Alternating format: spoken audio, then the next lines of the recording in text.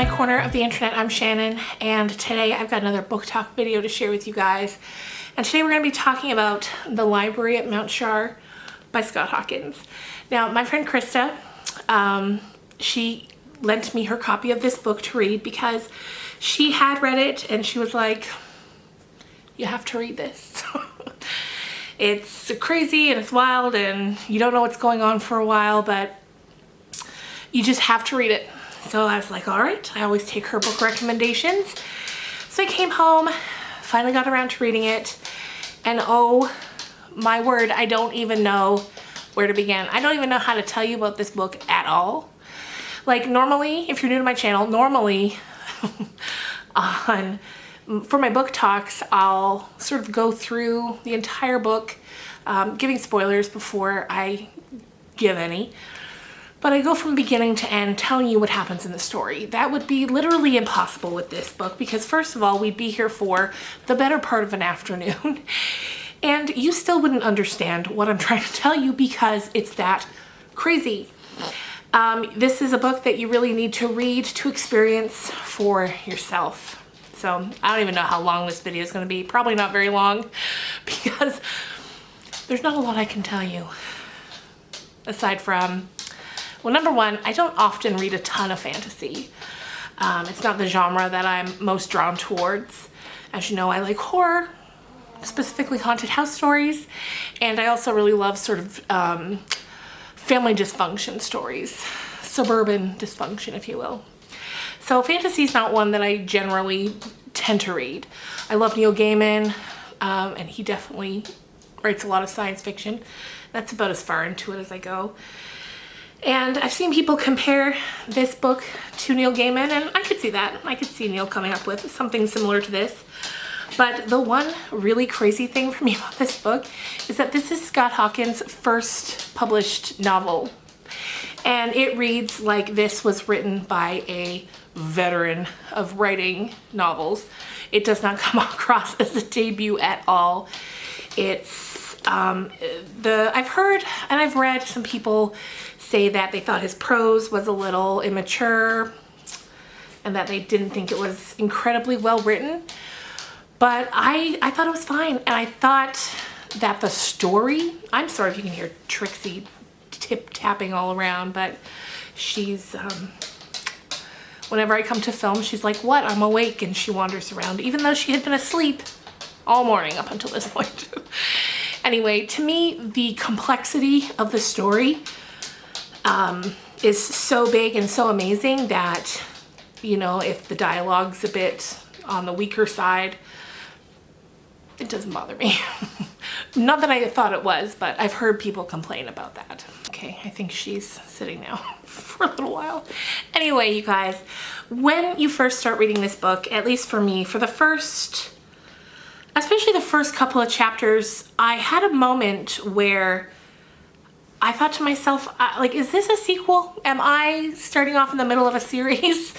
Because I had no idea what was going on, but it read like, you know what's going on. And I'm like, well, I don't know what's going on.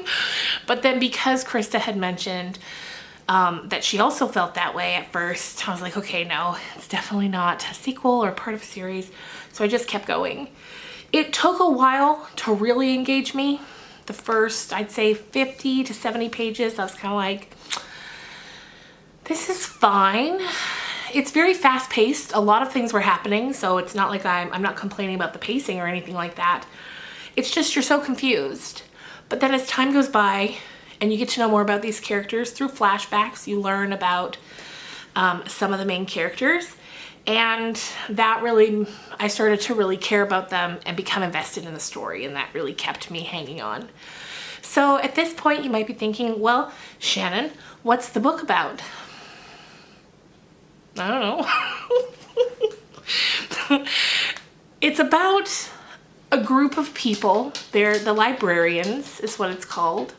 You don't know what that is. You never truly know what it is, even by the time you reach the end of the book. And the ending is very satisfying. You know, as the story builds and you're learning more and more, you're like, okay. And then you get to the point where you're just like, you know, it doesn't matter who or what these people are. I'm invested. So the best I can tell you is that these librarians, they're a group of people who at this point are in their like 30s, late 20s, early 30s. They were adopted by a man that they simply call the father when they were young, after their parents were all killed in an accident. And so he adopts them and he begins to train them. He begins to train each one of them in a different catalog, as it's called. Like for Carolyn, her specialty is languages. She knows every language that has ever existed or will ever exist, animal languages, the language of storms, just every language.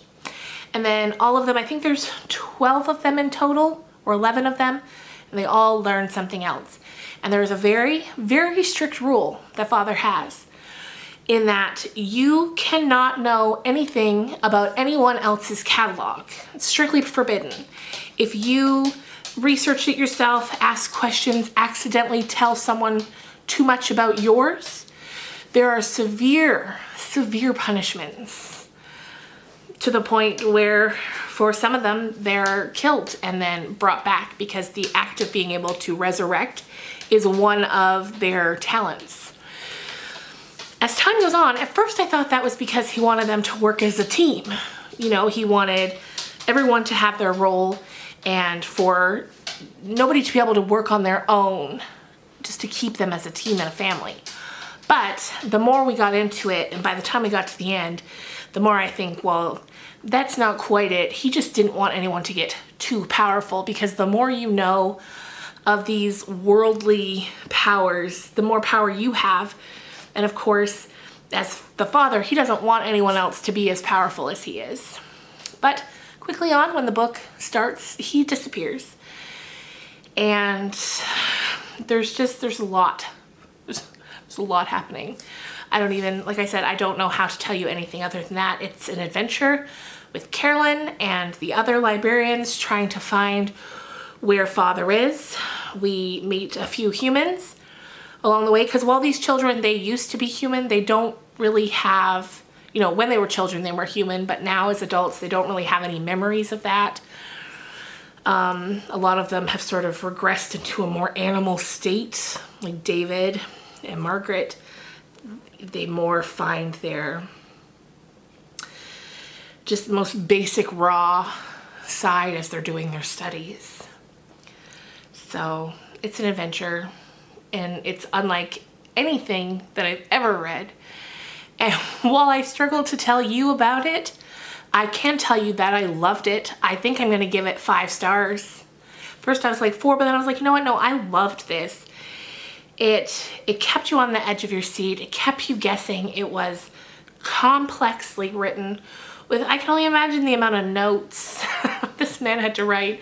As someone who's currently editing a very simple story about grief, the amount of notes I had was a lot. So I can only imagine someone who's planning and plotting and working to create this magical world that's full of so many crazy things. He had to have notebooks and notebooks full of notes in order to be able to keep his story straight. It's I'm speechless is the best way to put it. I'm speechless. I can't wait until I can see my friend Krista and we can talk about it. I feel like the only way to talk about it is with somebody who's already read it, and so they know what you're trying to say, because it's a lot. So to sum it up, I thought the characters were great. I thought the story was well paced and well told. I think Scott Hawkins is a very, very talented man, and I mean, look at this cover. It's so beautiful. The cover's so beautiful. I just love it. Love it. Would recommend. Like I said, I'm gonna give it 5 stars. And I think if you love fantasy at all, you'd love it. But even if you don't, no, I will preface this by saying clearly, just like any other book in the world, it's not going to be for everyone. It gets very, very dark, very dark. So if you don't like stories that go too dark, this is definitely not for you. But if you do like that, or you can handle it, then I'd give it a try, even if fantasy isn't something that you typically read. It's definitely interesting. And just know when you start reading and you're like, what's going on here? Just take comfort in knowing nobody knows. I didn't know. My friend didn't know. But it all comes together, even though you still don't know entirely. It all comes together. I could definitely see this book being a movie, or perhaps more specifically a TV show. There's so much material here, and I feel like, especially if the author worked with whoever were to develop it, I feel like they could just build and build and build. There's a ton, so much material, and so much material you could build off as well. So there you go, you guys. That's my review. I know this is very clunky and very confusing, but some books just leave you speechless, and this was one of them for me. So thank you so much for watching. I hope you're having a great day, and I'll see you real soon. Bye.